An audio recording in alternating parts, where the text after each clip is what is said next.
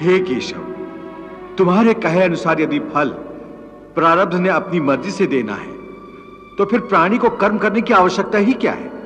कर्म करने की आवश्यकता क्या है, यह जानने से पहले यह तो जान लो कि प्रारब्ध क्या है, प्रारब्ध कैसे बनती है।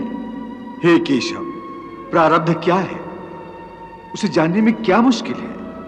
यह तो सीधी सी बात है कि जो भगवान की इच्छा है वही मनुष्य का प्रारब्ध होती है। नहीं अर्जुन, नहीं, यह धारणा सत्य नहीं है। क्यों सत्य नहीं है? क्योंकि मैं किसी के प्रारब्ध नहीं बनाता, ना मैं किसी प्राणी के कर्म अथवा कर्म फल के हिसाब में दखल देता हूं। इसलिए प्राणी की प्रारब्ध बनाने में मेरा कोई हाथ नहीं होता। फिर कौन बनाता है प्राणियों का प्रारब्ध? प्राणियों के अपने कर्म। अर्थात ये कि प्राणी जैसे कर्म करेगा उसका वैसा ही फल पाएगा।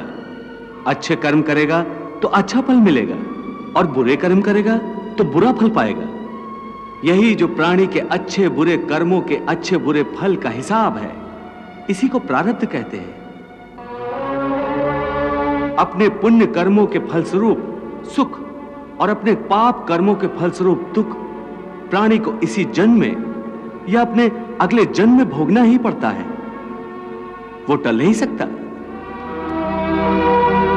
इसलिए अकर्मण्य हुए बिना निरंतर अपने धर्म के अनुसार कर्म करते जाओ और मन में यह पक्का विश्वास रखो कि जिस नियत के साथ तुम कर्म करोगे उसी नियत के अनुसार तुम्हें फल अवश्य मिलेगा।